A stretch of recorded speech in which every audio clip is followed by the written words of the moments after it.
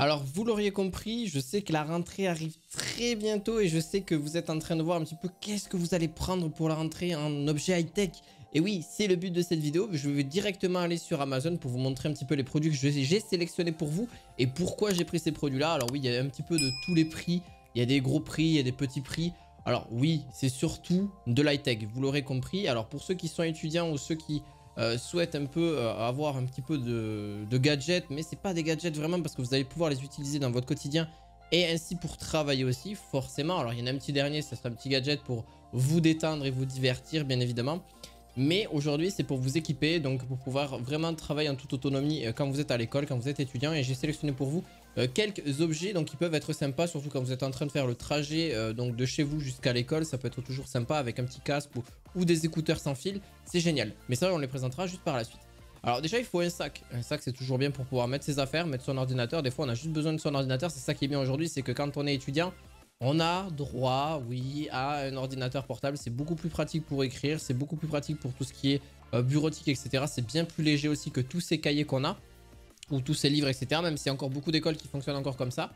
Mais c'est vraiment génial. Alors, surtout pour la prise de notes, etc. Donc là, on a un sac à dos de voyage imperméable, donc 17,3 pouces. Ça va jusqu'à les plus gros PC portables qui existent sur le marché. Vous pouvez mettre des plus petits, il n'y a pas trop de problème. Ça va un peu nager, mais ça sera quand même en toute sécurité. On le voit aussi là-dessus, donc on peut aussi transporter donc, tous nos objets donc, du quotidien, ainsi que des vêtements ou des affaires si vous avez besoin. Vous pouvez même mettre votre smartphone, etc. Il peut même vous servir dans votre quotidien parce qu'il a aussi une petite fermeture qui permet de fermer donc en totale sécurité pour pas vous faire voler vous-même et mettre un petit code sans problème. Alors on a aussi de quoi mettre une petite gourde, voilà, c'est vraiment pas plus. Et vous avez une petite sortie pour pouvoir brancher une batterie en interne que vous allez brancher pour avoir justement pouvoir justement brancher en externe, donc un port USB. Bon, ça se fait de plus en plus sur les enfin ça se fait depuis un petit moment déjà sur les sacs. Donc c'est vraiment génial, je vais pas y passer 3 quarts d'heure sur un sac. Voilà, vous avez plusieurs types de rangements pour pouvoir, voilà, vous le voyez ici, hein, ce qu'on peut ranger à l'intérieur. Et bien évidemment, ça tient super bien pour le si vous avez des valises, par exemple le vendredi soir, etc. Et vous pouvez même ranger à l'avant de ce sac, qui coûte qu'une trentaine d'euros finalement. Donc ranger un petit portefeuille, etc. pour vraiment éviter qu'on vous vole à l'avant de votre sac à dos. Et donc un sac à dos, pourquoi je le prends? Parce que c'est toujours beaucoup plus sympa d'avoir un sac à dos quand on est en train de se promener, quand on est en train justement de voyager ou quand on est étudiant, etc. C'est vraiment génial. Voilà, donc il y a plusieurs poches, types de poches pour pouvoir ranger ce que vous voulez, même un smartphone à côté. Donc voilà, vous êtes vraiment équipé pour, même si je sais que le smartphone, vous l'avez plus dans la poche que dans un sac ou dans un sac à dos. Bref. On a le Xiaomi, donc oui, une petite montre toujours pour voir l'heure qu'il est avant d'aller manger. Voilà, ça on connaît. Bon, bien sûr, ça ne fait pas que c'est une montre connectée de chez Xiaomi, donc forcément, elle vous donne d'autres informations, hein, les notifications, etc. Elle vous donne aussi votre rythme cardiaque. Elle vous donne aussi la température en extérieur, etc. Donc elle est connectée avec votre smartphone. Je la trouve vraiment excellente. Elle n'est pas si chère que ça pour le prix d'une montre connectée. Donc oui, après vous avez tous les classiques, hein, tout ce qui est suivi GPS à haute précision. Elle est même mieux que la GPS Watch Lite 2. En gros, c'est vraiment une longue autonomie. Enfin, c'est la Redmi Watch 2, mais Lite, je vous parle. Là, je vous parle vraiment qu'elle est celle-ci vraiment pour moi mieux que ce qui se fait sur le marché sur certaines d'autres marques. Alors, on a quoi? On a une étanchéité, on a 11 bandes d'entraînement, on en a bien beaucoup plus que ça. On a d'ailleurs une mesure d'oxygène dans le sang, etc., etc. Il y a plein de technologies. Alors, c'est surtout l'autonomie, moi, surtout sur lesquelles je m'intéresse, parce que l'autonomie, c'est ce qui, pour moi, voilà, c'est ce qui prime. Alors, 14 heures en mode sport, donc après, ça dépend de votre utilisation. Si vous êtes tout le temps connecté à utiliser votre... Bon, normalement, ce qui ne devrait pas être tout le temps sur votre montre, non. Elle peut vous durer une dizaine de jours en utilisation standard. Donc, ça veut dire que si, en gros, vous avez juste les BPM, juste l'heure, bon, une dizaine de jours, c'est déjà pas mal pour une montre comme ça.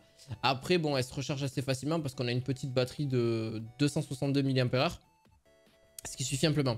Alors c'est surtout pour tout ce qui est sportif, etc. C'est génial si vous faites du sport avec votre montre pendant que vous avez des cours sportifs, etc. Donc généralement c'est ce qui se fait. Ben, c'est génial. Au moins vous êtes tranquille parce que vous avez un temps et une heure la montre. En plus avec voilà, silicone. Bon malheureusement au niveau du bracelet, bon c'est pas génial parce que c'est vraiment génial pour tout ce qui est sportif. Mais par contre c'est vrai que ça tient plus ou moins bien. D'ailleurs vous pouvez les changer, c'est possible. Ça se change entièrement dessus. C'est un truc à prendre en compte aussi. Mais vous pouvez les changer les bracelets. C'est totalement amovible aussi là-dessus, mais bon, il faut s'y connaître un peu, mais c'est vraiment léger. On a par la suite, alors vous avez mon avis de A à Z sur chacun des produits, parce que c'est vraiment des produits que j'ai pu utiliser, que j'ai pu expérimenter aussi dans certains domaines. Et donc là, la Xiaomi, petit bracelet. Alors ça, c'est bizarre, hein, mais il y a des montres connectées, mais il y a aussi des bracelets connectés. Donc c'est beaucoup plus petit, ultra léger, et avec moins de fonctionnalités, vous l'avez compris. C'est tout ce qui est vraiment mode sportif et une autonomie beaucoup plus accrue aussi. On a 14 jours d'autonomie et moniteur de fréquence cardiaque, etc. Là, vous n'allez vraiment pas vous en servir pour téléphoner, envoyer des SMS ou je ne sais quoi. Là, c'est vraiment pour l'heure, quoi. Là, c'est vraiment quasi que pour l'heure et pour vraiment pour tout ce qui est rythme cardiaque, etc. Vraiment rythme physique, quoi. Bon, la surveillance de sommeil, etc. Voilà, génial. Franchement, génial. Puis vous avez même l'autonomie. Vraiment, pour le coup, c'est petit, léger, efficace parce que ça prend pas de place et c'est pas très très cher par rapport à des montres connectées classiques. On a aussi, bah oui, encore Xiaomi parce que j'aime énormément cette marque, mais il y en a d'autres aussi qui sont ultra bien aussi dans leur domaine. N'hésitez pas à me dire aussi ce que vous avez comme petit objet high-tech pour justement votre rentrée. D'ailleurs, bonne rentrée à tous, hein. N'hésitez pas à mettre un pouce bleu, à vous abonner. Vous retrouverez d'ailleurs les liens en description de cette vidéo. On a donc une Xiaomi True Wireless Airphone 2S. Donc en gros, c'est un casque sans fil avec en gros, enfin voilà, c'est les écouteurs sans fil. Très vraiment bon par rapport aux anciennes versions. Moi, j'avais vraiment les anciennes versions de ceux-là. Donc en vrai, les 2S sont forcément mieux par rapport à leur autonomie, leur écoute aussi. Vous allez me dire oui, mais bon, par rapport à des AirPods, etc. Alors, je vais vous en dire justement parce que j'ai des AirPods aussi. Et qu'est-ce qui fait que il y a une différence? C'est surtout parce que moi, en tout cas, au niveau esthétique, c'est que c'est droit. Donc ça peut paraître bizarre au premier abord parce qu'en fait, on a l'écouteur qui est placé, on va dire l'oreillette est placée un petit peu plus basse par rapport aux écouteurs. Alors vraiment c'est génial pour l'écoute, etc. Pour vraiment tout ce qui est musique. Par contre tout ce qui est micro, bon ça reste correct. C'est pas terrible mais ça reste correct, on vous entend. Mais c'est pas ce qu'il y a de plus exceptionnel en soi. Ça tient bien dans les oreilles, oui, en soi ça va. Au niveau des basses ça pourrait être mieux, même si ça va, ça envoie quand même du bon son. On a les aigus, oui ça va, en vrai c'est correct. Mais c'est vraiment pour son prix, ça reste bien. Parce qu'il y a mieux, ça c'est clair et net.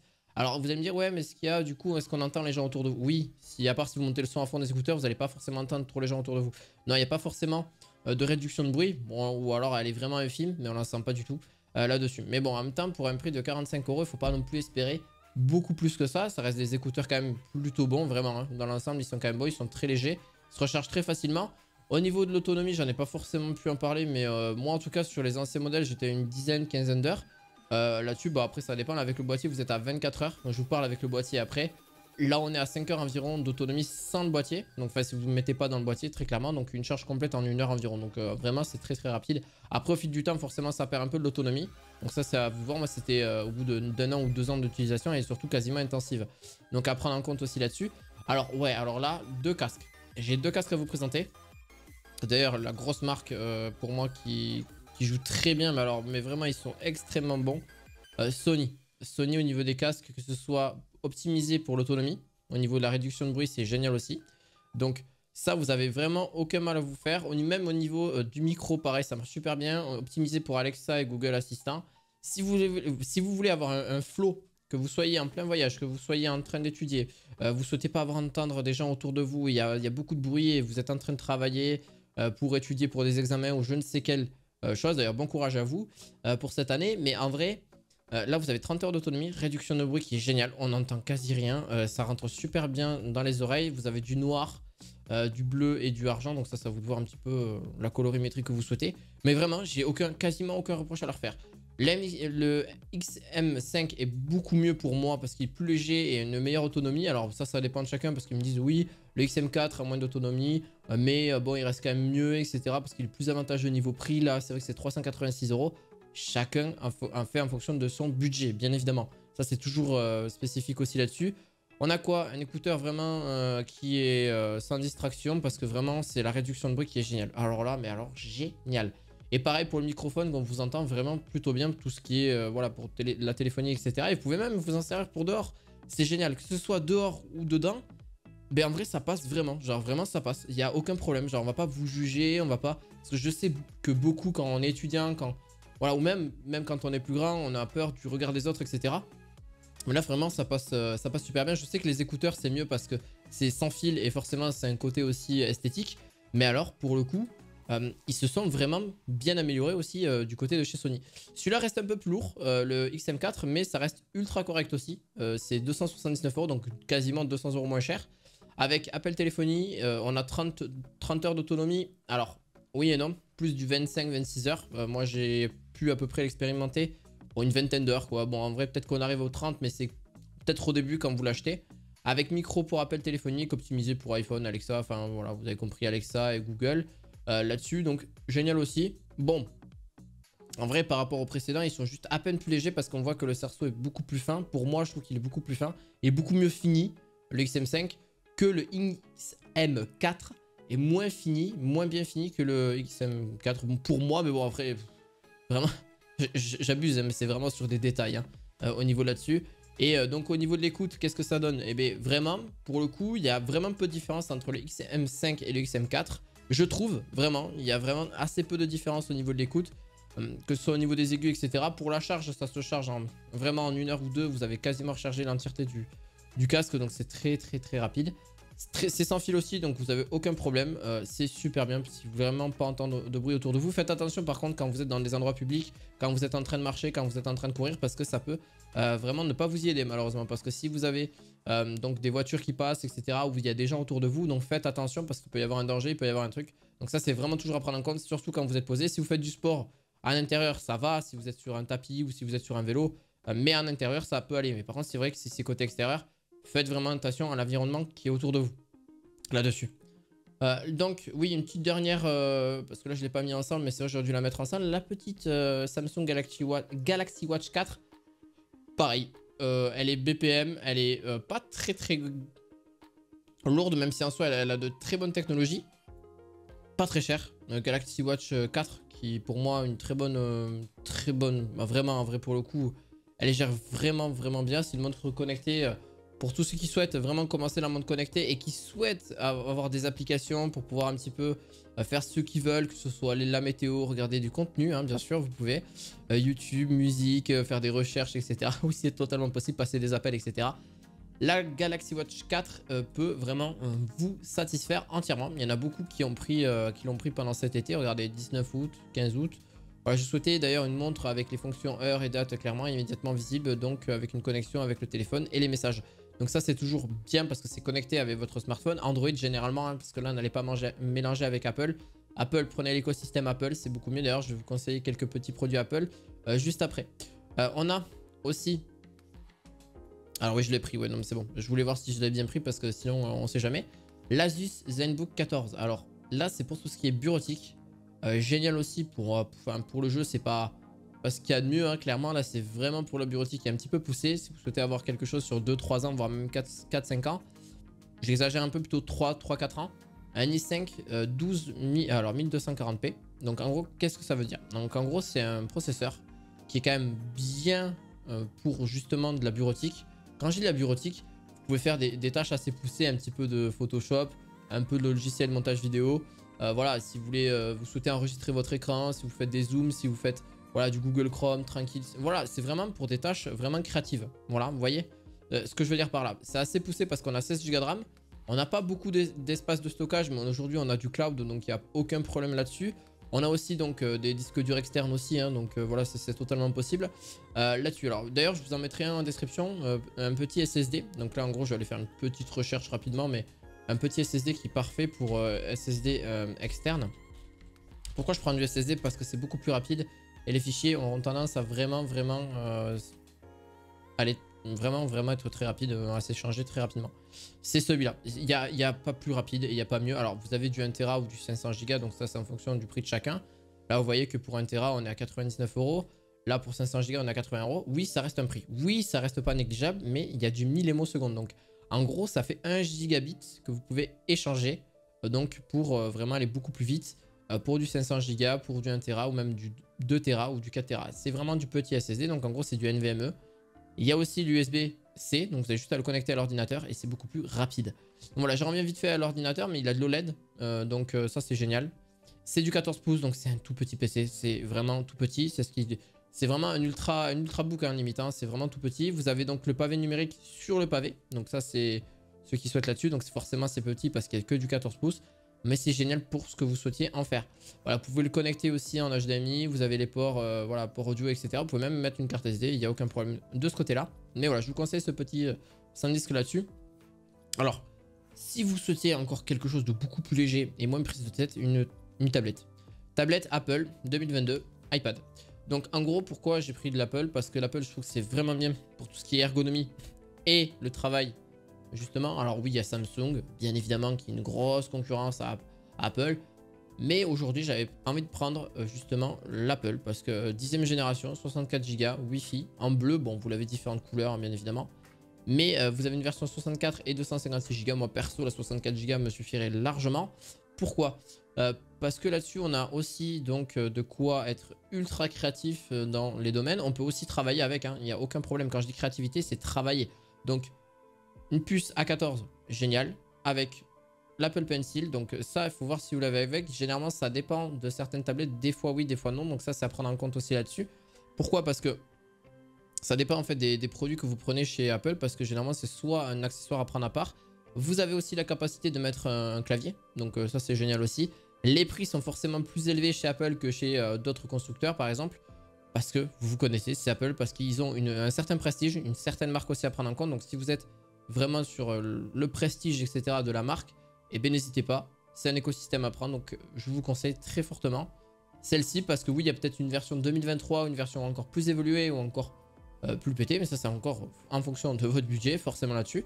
Mais c'est génial pour voilà, la créativité, c'est très vite, c'est facile à ranger, ça prend pas de place, c'est extrêmement léger et c'est aussi sécurisé dans l'ensemble. Donc voilà. Bon, allez, pour vous faire plaisir, je la mettrai en dernier. Parce que là, vous l'avez vu, mais je la mettrai en dernier. Alors, oui, il vous faut forcément pour, avec les tablettes, les ordinateurs. Alors, les ordinateurs, c'est un peu compliqué à les recharger, ce que je vous ai conseillé. Il faudra forcément une prise donc, européenne, donc une prise basique, hein, que vous connaissez tous. Là, par contre, si vous avez votre smartphone ou la tablette, eh bien, c'est génial pour pouvoir les recharger avec une petite batterie que vous mettrez justement dans le sac. Parce que ça a 20 000 mAh.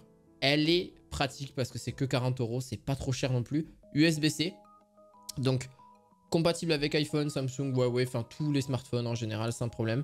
Et donc USB-C ou USB, donc à vous de voir si vous souhaitez la recharge rapide, etc. Il n'y a pas de souci parce qu'il y aura de la recharge rapide. Et donc elle se recharge assez facilement, donc elle recharge justement en 15 watts maximum, donc c'est pas non plus exorbitant, mais ça suffit pendant que vous êtes en train de... vous avez une heure voilà, de cours, ben, voilà, vous rechargez votre smartphone, vous allez voir qu'il va recharger à plus de la moitié. C'est toujours bien de prendre une batterie parce qu'aujourd'hui, ben, les batteries de téléphone, si vous les utilisez dans la plupart de votre journée, vous allez voir que vous allez recharger minimum à 1 à 2 fois votre smartphone dans la journée. Donc, c'est quand même génial d'avoir une petite batterie à côté pour voilà, recharger si vous n'avez pas de prise USB autour de vous, etc. Ou si vous n'êtes pas dans un bon endroit pour recharger, ben là, voilà, batterie électrique, voilà, batterie... externe pardon, et donc en toute autonomie sans aucun problème, et ça vous pourrez recharger minimum 3, 4 voire 5 fois votre smartphone, parce qu'aujourd'hui les smartphones font entre 4 et 5000 mAh, donc forcément vous comptez, hein, donc ça fait à peu près 4 ou 5 charges. Et vous pouvez même faire recharger vos potes aussi, hein, s'ils ont pas de... S'ils ont juste que le câble mais ils n'ont pas de quoi recharger autour d'eux, ben voilà, vous leur proposez, il n'y a pas de souci là-dessus, donc ça c'est génial aussi. On a forcément une petite tablette, voilà, une petite tablette pardon, une petite Switch OLED. Pourquoi j'ai pris l'OLED? Parce que c'est la dernière, déjà, pour commencer. Largement mieux en termes de colorimétrie. Pareil, une Switch normale peut être aussi bien, je dis pas le contraire. Mais donc, de leur côté, c'est surtout au niveau de la prise portable, qui est largement mieux, je trouve, au niveau de l'OLED. Elle n'est pas plus puissante, en vrai, honnêtement, que la Switch normale. Franchement, il n'y a aucune comparaison, parce que c'est le processeur exactement le même. Donc là où ça se différencie beaucoup plus, c'est grâce à l'écran que vous avez. C'est tout. Et forcément la couleur qui est différente. Et aussi, vous avez donc pas de prise... si, vous avez une prise Ethernet qui a été enlevée par rapport à une prise USB à l'intérieur. Vous avez une prise HDMI dans le socle pour la connecter à une télé, etc. Bon, voilà, classique. Après, vous avez tous les jeux... voilà, tout le catalogue de Nintendo qui est exclusif. On a les Mario, on a Zelda, on a Switch Sport. Bon, bref, vous en avez plein qui est ultra génial à faire comme jeu. Voilà, je suis gamer, c'était juste pour le dernier, pour vraiment... si vous êtes étudiant, si vraiment vous avez envie, voilà, c'est pour vous divertir, pour se relaxer, tout simplement. Voilà, c'était pour le petit bonus de cette vidéo. J'espère en tout cas que votre entrée va bien se passer. N'hésitez pas à me dire en commentaire. Et puis je vous dis à très bientôt pour de nouvelles vidéos high-tech. Et tous les liens sont en description de cette vidéo. Je vous dis à la fois prochaine. Ciao, ciao!